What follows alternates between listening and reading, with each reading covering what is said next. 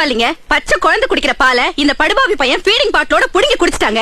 என் குழந்தை ராத்திரி எல்லாம் பாலுன்னு அழுதுகிட்டே இருந்துச்சுங்க. ஹலோ கைஸ், நம்ம கமலஹாசனோட one of the most brilliant மூவியாகவும் one of the most controversial மூவியாக இருக்கக்கூடிய ஹேராம் மூவி பற்றி தனியாக ஒரு வீடியோ போகிறத முன்னாடியே சொல்லியிருந்தேன். ஸோ நீங்கள் நம்ம ஹேராம் மூவியோட ஒரு சின்ன பிரேக் டவுன் டிஸ்கஷனாக பார்க்க அப்புறம் with appreciation.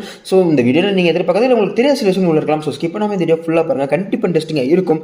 And this is your welcome to my YouTube channel.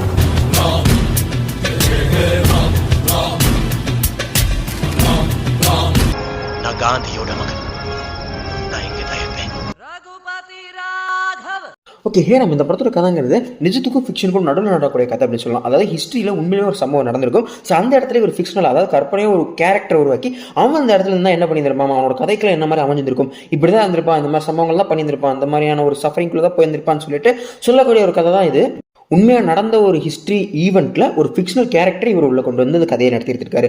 Literally இந்த படத்தோட அந்த கதைங்கிறத அந்த காந்தி அசுரா தெரியுமா, அவரோட பயோகிராஃபி இல்லை அவரோட ஒரு பாயிண்ட் ஆஃப் வியூ ஸ்டோரிங்கிற மாதிரி கூட நீங்கள் கன்சிடர் பண்ணிக்கலாம்.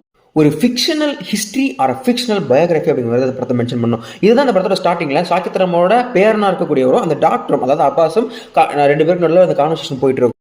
நான் என் தாத்தாவை நல்ல வெளிச்சத்தில் பார்த்த நினைவே இல்லை. ஸோ அந்த பிளாக் அண்ட் ஒயிட் கான்செப்ட் என்னன்னா, இந்த படத்தில் மொத்த ப்ரெஷர் பர்சனுமே பிளாக் அண்ட் ஒயிட்டில் தான் இருக்கும், எக்ஸப்ட் கிளைமேக்ஸை தவிர்த்து பாஸ்ட் எல்லாமே கலராக தான் மேக் பண்ணி வச்சிருந்திருப்பாங்க. இந்த ப்ரெசென்ட்டில் குறிப்பிட்ட ஒரு விஷயத்தை நோட் பண்ணி பார்த்தீங்கன்னா, இந்த படத்தில் ப்ரெசென்ட்டில் எல்லாமே நீங்கள் வந்து பிளாக் அண்ட் ஒயிட்டில் தான் பார்ப்பீங்க. ஆனால் இந்த பிளாஸ்ட் சீக்வன்ஸ் மட்டும் இருக்கும். அந்த பிளாஸ்ட் சீக்வன்ஸ், அந்த நெருப்பு சீக்வன்ஸ் எல்லாமே பார்த்தீங்கன்னா எல்லாமே கலரில் இருக்கிற மாதிரி பண்ணியிருந்திருப்பாங்க. ஸோ அதுக்கான ரீசன் என்ன சொல்லுவாங்கன்னா, லிட்டரலி இவ்வளோ காலங்கள் ஓடினாலும் இவ்வளோ தூரம் நம்ம எவால்வ் ஆயிருந்தாலும் கூட நம்ம கூட இருக்கக்கூடிய அந்த வன்முறைங்கிறது மட்டும் மாறவே இல்லை, அப்படியே தான் இருக்குங்கிறத மென்ஷன் பண்ணுற மாதிரி தான் கமல் சார் அப்படி வச்சிருந்திருக்காரு. நெக்ஸ்ட் நம்ம ஷாருக் கான் சார், அவர் வந்து இந்த படத்தில் முஸ்லீம், அதாவது அம்ஜத் அலிக்கான அந்த ரோல் பண்ணியிருப்பார். அது இன்னும் சூப்பராக பண்ணி சொல்லலாம். அந்த படத்தில் அந்த கேரக்டர் வந்து ஒரு முக்கியமான கேரக்டர். பிகாஸ் சாக்கியத்ராம் அப்படிங்கிற ஒரு கேரக்டர் வந்து மனுஷனாக இருந்து ஒரு ட்ராக் மாறி மிருகம் மாறிட்டு இருக்கா கொஞ்சம் கொஞ்சமாக. இதை தெரிஞ்சுக்கிட்டு அம்ஜத் அலிகான் அவனை கொஞ்சம் கொஞ்சமாக திரும்ப மனுஷனாக மாற்றுவான். ஸோ அந்தளவுக்கு ஒரு இம்பார்ட்டண்டான கேரக்டராக, கிட்டத்தட்ட ஒரு செகண்ட் ஹீரோ கேரக்டராக தான் இந்த படத்தில் அவர் ப்ளே பண்ணியிருப்பார். ஸோ அவர் வந்து ஃபர்ஸ்ட் படத்தில் ஒரு 20 நிமிஷம் வரும், அதுக்கப்புறம் கடைசி ஒரு 30-40 மினிட்ஸ் ப்ளே பண்ணியிருப்பார். ஸோ உங்களோட ஃப்ரெண்ட்ஷிப் டினோட் பண்ணுற மாதிரி ஃபர்ஸ்ட் அந்த 20 நிமிஷத்தில் ஒரு சாங் வரும். அந்த சாங்கில் வந்து பாபர் ஆனாலும் ராமர் ஆனாலும் போன ரூட் ஒன்று தான் ஒரு மீனிங் இருக்கும். அதுக்கு ராமரானாலும் பாபரானாலும் ரூட்டு ஒன்று தான், கேட்டு ஒன்று தான், ஸ்நேகிதா. என்னன்னு கேட்டிங்கன்னா, அந்த சில இந்த பாபருங்கிறது இந்த முகல் கிங்டம்ல இருந்து நம்ம இந்தியா வந்து இன்வைட் பண்ணாங்க தெரியுமா. ஸோ அதில் வந்து முத ஒரு கிங்கோட நேமை தான் அதை மென்ஷன் பண்ணியிருப்பாங்க. ஸோ இதே ஒரு சீக்வன்ஸை வச்சு செகண்ட் ஹாஃப்ல திரும்ப நம்ம Kamal and Shahrukh Khan sir meet பண்ணும்போது ஒரு டைலாக் போடுவார். அந்த இடத்துல இதெல்லாம் உங்கள் கண்ட்ரியா, நீங்கள்லாம் அந்த கைபர் பாஸ் மூலியமாக வந்ததுனால தான் அப்படிங்கிற மாதிரி 2 இடத்துல மென்ஷன் பண்ணிப்பாரு. 2 இடத்துலையுமே அந்த கண்டிஷன் அண்ட் அந்த சீன்கிறது வேற விதமாக இருந்திருக்கும். ஸோ இப்படிலாம் நிறைய குறியீடு வச்சுருந்துருப்பாரு. முக்கியமாக நம்ம கமலஹாசன் சார் வந்து ரைட் பண்ணும்போது அவரோட கேரக்டர் வந்து எப்பயுமே வந்து இந்த மாதிரி ஒரு அனிமல் கூட ரிலேட் பண்ணி தான் கண்டிப்பாக ரைட் பண்ணியிருப்பாரு. அது நிறைய படத்தில் நீங்கள் பார்த்துருக்கலாம். ஸோ இந்த படத்தில் ஷூட் சமயத்தில் நைட்டில் ஒரு முக்கியமான கேரக்டர் இன்ட்ரோடியூஸ் ஆகப்படுவார். அவர் தான் அந்த படத்தில் ஒன் ஆஃப் த முக்கியமான கேரக்டர் இருக்கக்கூடிய அத்துல் குல்கர்னி ப்ளே பண்ண ஸ்ரீராம் அபியங்கர் கேரக்டர். ஸோ அந்த கேரக்டர் மாதிரி வரும்போது இவருக்கு பின்னாடி ஏகப்பட்ட ஹிந்துஸ் இருப்பாங்க. ஸோ அவங்களாம் தாடி எதுவும் வச்சிருக்க மாட்டாங்க. பட் இந்த அத்துல் குல்கர்னியோட கேரக்டர் பார்த்தீங்கன்னா மொத்தமாக தாடி நிறைய வச்சுக்கிட்டு, முடியெல்லாம் நிறைய வச்சுக்கிட்டு, கிட்டத்தட்ட ஒரு முஸ்லீம் மாதிரியே தான் இருந்திருப்பாரு. ஸோ அதனால நம்ம இவர் சாக்கியத்ராம் வந்து நம்பவே மாட்டார், நீ வந்து ஒரு முஸ்லீம் தான் மாதிரி சொல்லிட்டு இருக்கிற சமயத்தில் அவர் நம்ம சாக்கியத்ராம் போட்டிருக்க அந்த ஒரு கயிறை பார்த்துட்டு ஒரு ஹிந்து ஸ்லோகனா மனப்படமாக ஃபுல்லாக சொல்லுவார். அதுக்கப்புறம் தான் நம்ம சாக்கியத்ராம புரிஞ்சுக்கிட்டு அவரை விடுவார். ஸோ இந்த மாதிரி இந்த ரிலீஜியஸ் மேலே இருக்கக்கூடிய அந்த கோவம் எந்த அளவுக்கு அவருக்குள்ள படிஞ்சிருக்கு அப்படிங்கிற விஷயத்தை அந்த சிம்பிள் சீக்வன்ஸில் டீடெயிலாக காட்டி இருந்திருப்பாங்க. ஆனால் அதுக்கப்புறம் அவரை தப்பிச்சு வெளியே போகிற சமயத்தில் திரும்ப அந்த அத்துல் குல்கர்னியோட அந்த கேரக்டர் உள்ள வந்து அவர் எந்த அளவுக்கு பிரெயின் வாஷ் பண்ணுறாங்கிற சீக்வன்ஸ்லாம் பக்காவாக ரைட் பண்ணியிருப்பாங்க. இது வந்து லிட்டரலி இது ஃபிக்ஷன் இந்த சீக்வன்ஸ்லாம் சொல்லவே முடியாது. பிகாஸ் மேபி காந்தியை சுட்டவனுக்கு இந்த மாதிரியான விஷயங்கள் நடந்திருக்கலாம், மேபிலாம் இல்லை இதுதான் நடந்திருக்கும் அப்படிங்கிற விஷயத்தை கண்டிப்பாக சொல்லலாம். அதே மாதிரி நம்ம பார்க்கக்கூடிய எல்லா கேரக்டர்ஸுமே இந்த கிரே ஷேட் அப்படிங்கிற விஷயம் கண்டிப்பாக இருக்க தான் செய்யும். ஸோ இங்கே யாருமே எல்லாருமே நல்லா இருக்க முடியாது இல்லையா. ஸோ அந்த ஒரு கான்செப்ட் இந்த படத்தில் எல்லா இடத்துலையும் அமைச்சிருப்பாங்க. லிட்டரலி நம்ம காந்தி கிட்டயுமே பார்த்தீங்கன்னா சில கிரே ஷேட்ஸ் இருக்கும். அந்த கிரே ஷேட்ஸோட பாயிண்ட்ஸ் யூஸ் பண்ணி எந்த அளவுக்கு பிரெயின் வாஷ் பண்ணி அவருக்கு எதிராக ஒரு ஏவகனாவே எல்லாரும் மாற்றிட்டு இருக்காங்க அப்படிங்கிற விஷயத்தை தெளிவாக இந்த படத்தில் காட்டி இருந்திருப்பாங்க. நம்ம கமலஹாசன் சார் வந்து அப்பர்ணா அப்படிங்கிற ஒரு லவ் இன்ட்ரெஸ்ட் இறந்ததுனால தான் இப்படி ஒரு விஷயமே மாறி இருக்காரு. ஆனால் அவர் இப்போ அவருக்கு இருக்கக்கூடிய ஒரு மிகப்பெரிய குடும்பத்தை அப்படியே அம்போன்னு விட்டுட்டு காந்தியை கொல்ல வர்ற அளவுக்கு அவரை பிரெயின் வாஷ் பண்ணி அந்த அளவுக்கு யூஸ் பண்ணிருக்காங்க அப்படின்னு சொல்லலாம். இதுக்கெல்லாம் மூல காரணமாக ஒரு ராஜா கேரக்டர் காட்டியிருப்பாங்க. அந்த ராஜா கேரக்டர் பேசக்கூடிய கான்செப்ட்லேருந்து எல்லாமே நல்லாவே அமைச்சிருப்பாங்க.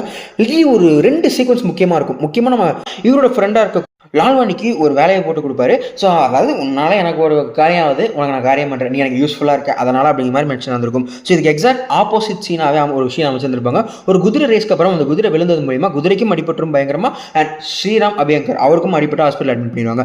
ஸோ இந்த சீக்வன்ஸில் பார்த்தீங்கன்னா 2 பேராலையுமே கிங்க்கு எந்த ஒரு யூஸ்மே கிடையாது. ஸோ சாக்கியத்தை நம்ம ஏன் விட்டு வச்சிருக்காரு, எனக்கு அவருக்கு ஏன் ஹெல்ப் பண்ணுற அப்படிங்கிறதுக்கான ரீசனை நம்ம நடிச்சு தெரியுமா? அதே மாதிரி இவங்க 2 பேரையும் கொன்னதுக்கான ரீசன் இதுதான். இவரால் இந்த ராஜாக்கு எந்த ஒரு பிரோஜனமும் இல்லை. ஸோ 2 பேருமே அவர் கொன்றுவார். ஸோ இந்த 2 சீனையுமே பக்கா ஸ்டேஜ் பண்ணுவாங்க. அதுவும் 2 சீனையும் பேக் டு பேக் ஆப்போசிட் சீனாவே ஸ்டேஜ் பண்ணி வச்சிருப்பாங்க.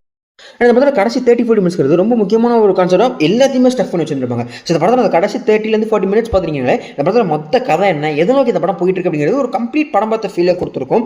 ஸோ அந்த கடைசி 40 மினிட்ஸில் தான் மிருகமாக மாறின சாக்கெத் ராம நம்ம அம்ஜத் அலி கான் சாக்கெத் ராம திரும்ப மாற்றுவார். அதுவும் கிட்டத்தட்ட பேசியே தான் மாற்றுவார். லிட்டரலி எப்படி இருக்குன்னா, உன் ஒய்ஃபை கொண்டுட்டாங்க, அதாவது ஒரு முஸ்லீம் கொண்டுட்டா அப்படின்னு சொல்லிட்டு நீ முஸ்லீம்க்கு எதிராக மாறி நிற்கிற. ஆனால் ஏன் அப்போ யார் கொண்டா, ஒரு ஹிந்து தான் கொண்டா, அதுக்கு நான் ஒரு கம்யூனிட்டி மேலே என் வெறுப்பு போட ரெடியா இல்லை, ஏதோ ஒரு பைத்தியக்கார செஞ்சுட்டு அப்படின்னு சொல்லி நான் நீ அப்படி இப்படி அப்படிங்கிற மாதிரி சொல்லி பாரு.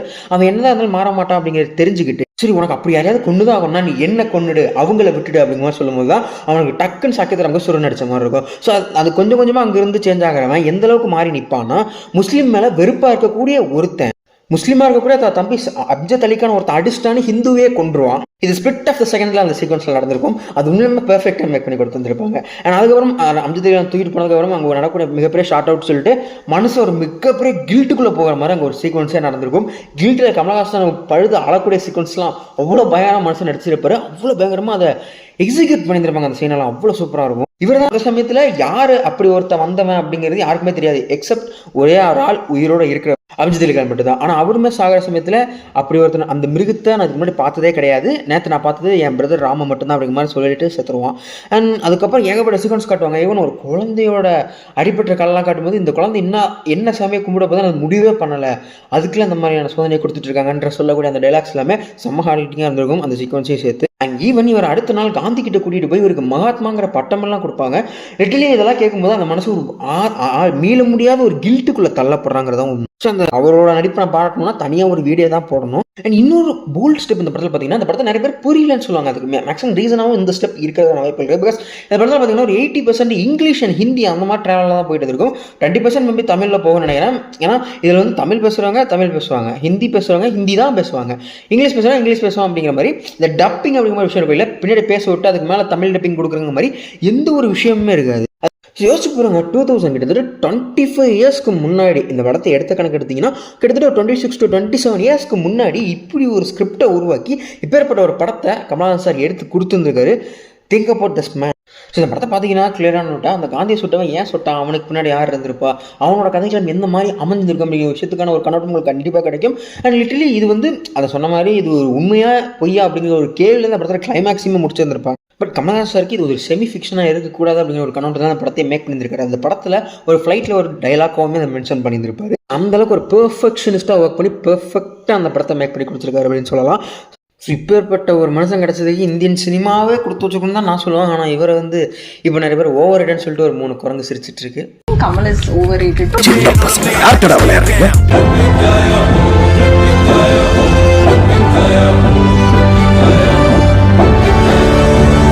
உலகத்தை ஒத்தால காப்பாத்த நீ என்ன உலக நாயகனா?